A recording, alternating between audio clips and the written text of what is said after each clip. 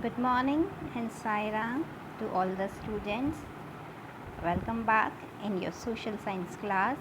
I hope you all are learning at home and taking the advantage of online classes. Students, today in our social science class, we are going to start our new chapter from the book Civics. So, our chapter number 3 and civics book is what is government. As you are know that we are covering the chapters one by one from our NCERT book. So, chapter number 3 in our NCERT book of civics is what is government. Government is a essential part of our life. Without a government, no country can run or rule easily. So, in this chapter, we are going to understand about the government, the need of the government, the role of the government, and the types of the government. So, let's start our chapter number 3, what is government. Now, government. So, in this chapter, in the starting, I am going to tell you important terms which we are going to study in the chapter. So, first of all, the main thing is government, as the chapter name itself asking you a question, what is government? So, government is the organization which takes decision and makes law for the welfare of its people. Basically, it is an organization. What organization do? This organization take decisions for the welfare for its public or the people. So, like we have different organization, same way government is also a body and a set of organization in which some people who were elected by us should take decision for the welfare of the general public. So, government, what is the term? Government definition, it is an organization which takes decision and makes law for the welfare of its people. Now, second term is democracy. As everybody knows that India is a democratic country and the rule of democracy is run in the country. So, what is democracy? Democracy is a form of government of people, by the people, for the people. Basically, it is a government, it is an organization which work for people, which is governed by the people, and it is for the people. So, we can say that democracy is a form of government of the people, by the people, and for the people. The basic main words are of the people, by the people, for the people. This is the main thing which reflects the democracy, that it is for, of the people, by the people, and for the people. Now, the next term is monarchy. Monarchy is completely opposite of the democracy. In democracy, it is a government by the people, for the people, from the people. But in monarchy, it is a form of a government in which king or queen or the monarch takes decision and makes law for entire country. Here, people doesn't take part in any law making decision. Here, the decision should be taken by either king, queen, or monarch. So, we can say that monarchy and democracy are opposite of each other. Now, in this chapter, we are going to read a term, suffrage. What is suffrage? There was a movement, suffrage movement was there in our past. So, what is the meaning of suffrage? So, here I am telling you the meaning. Right to vote is termed as suffrage. As you know, before independence, only the minority has a right to vote. But after some time, many politicians and our leaders has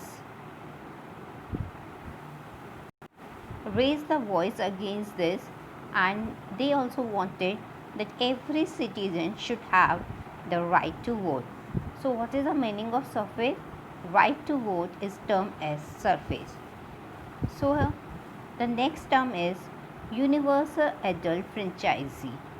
What is the meaning of this term? Universal adult franchisee. The voting right in which all adults take part. So the voting right in which all adults take parts in voting and electing their government is called universal adult franchisee. So these are some terms which you are going to learn, on which we are going to heard in this chapter: government, democracy, monarchy, suffrage, and universal adult franchisee. This I have explained you. Now let's start our chapter. As the very first topic from our NCERT book is government. So basically, as I told you the definition of the government, it is a organization for the people which make law and orders for the people. So basically, first of all, it is governed by the people. So it is a group of people govern a community or unit. Administration, public policy. What they do? They generally make law and orders. So government basically do work for the welfare of the public or society. Role of government, this is very important. What is the role of government? After forming an organization, what role we have given to the government and what general public is expecting after choosing the leaders for their government. So first of all, the role of the government is protect the right of workers or general public. So it is a duty of the government to protect the rights of the general public. Second, and very important, make decisions. So it is a duty of a government to make law and order, to make decisions which will be good for the public and for the country. Protecting boundary and maintaining peace. Now these, as you know, that we are facing some problems in our LAC regarding China. So it is our duty, or it is a duty of the government to protect the boundaries and maintaining peace. So our government is also trying to protect our boundary in Leh and try to maintain the peace. Next is active in the natural disaster. It is natural disaster. So as we are fighting with the coronavirus, so it is a duty of a government to just be very active with the natural disasters. Whatever natural disaster like droughts and earthquakes, or maybe the other viruses like coronavirus will come in the country. So government should take steps to protect the nation from these disasters. Court and legal matters. Government should check the court and legal matters. Government can do amendment also, like in our NDA also had done small but very effective amendment in their leadership, exercise leadership. So these are the some roles of the government to protect the country from the outside, also from other disasters also. So when the people of the country elect any government, so these are some duties of the government which the government has to complete. Now the next topic is types of government. As I told you about this at the starting, the first one is democracy. India is a democratic country. What is the meaning of democracy? What kind of government is it? So people give power to government. Basically here people elect the leader and give power to that leader, and afterward that leader should work in favor of the people or to protect the rights of the people. Second type of government is monarchy. Here people has not any decision power making. Only the king, queens and small group makes or takes decision for the general public. Now the last one is dictatorship, absolute authority. Here no one can challenge the decision of the dictator. Like I am giving you a very simple example. Hitler was a example of the dictatorship. So here in dictatorship there will be or there is a absolute authority. No one can challenge any type of decision taken by the dictator. So in this chapter we are going to understand three types of government: democracy, monarchy and dictatorship. So in basically, if I'll take a classroom example, the monitor, if the monitor should choose by the other people of the class, then it will be the example of democracy. If it will be choose by the one of the intelligent student, so monarchy. And if it will be choose by a teacher, then dictatorship. So these three types of governments are there in our, not in our country, in a world. Now the next is levels of government. These are the very important levels of government. As you know, India is a very big country and we have many states in India. So one government cannot rule or take the decision for each and every part of the government.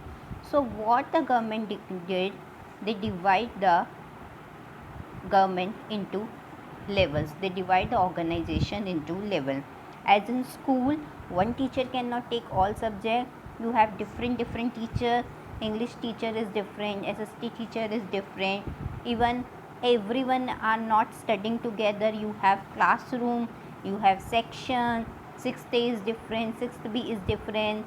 Same way, no one can rule the whole government, whole country together. No government can rule the whole country together. So similarly, what they did, they divide everything into the parts.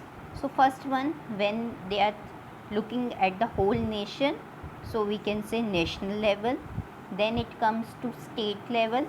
When we are looking at state wise, like Uttarakhand having CM, Rajasthan, Gujarat, state wise. When we are looking at state wise, so we can say state wise decision. Then district level, in every state we have different district. Like in Uttarakhand we have like you can say Rishikesh, Dehradun, we have different districts. Then we come to local level. In local level we have rural and urban area. In local level we have rural and urban area. So national, state, district and local, these are the levels of the government. By this diversification, a government can easily see or check the rules and regulation and implementation of rules and regulation throughout the country.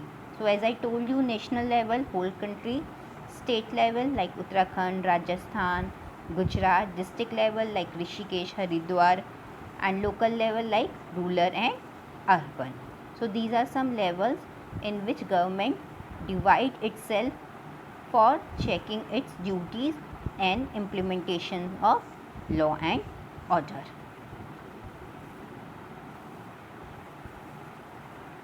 Now, law and government. See, once the government organization formed, it is very important to make a rule.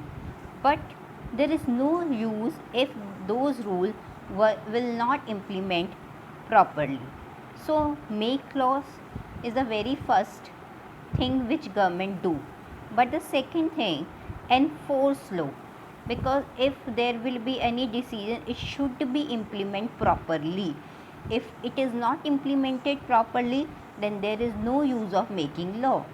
Work on injustice, and if somebody is not listening to the rules and regulation, if somebody is doing wrong thing, if somebody is doing injustice, so court can give orders to do or to put some penalties on that person. So these are the basic 4 pillars of the government. What? First of all, make rules. Second, enforce them. Third, work for injustice. And last, court can give orders for penalties and other things. Now these are the 4 main pillars on which government are working. Now the India, as because we are talking about our own country India, as I told you about the democratic government. So India is a democratic government. Now as I told you, it is a government where people have power to elect their leaders. Now people rule themselves by participating. And before, as you know, before independence, only the minority has the right to vote. But in Young India 1931, Gandhiji has written that everyone has a right to vote. There is no that only some persons are giving vote. The person who is educated, the person who is the person who is sensible can also give vote. Even the women can also give vote. So there was one movement also, surface movement, in which they demanded the right to vote. After this movement, the women of the America got the right to vote in 1920 and UK in 1928. So universal enfranchisement, in this all the adults of the country are allowed to vote. Now as you all know, what is the voting right of adult in our country? It's 18. Once you attain the age of 18, you can vote for your country.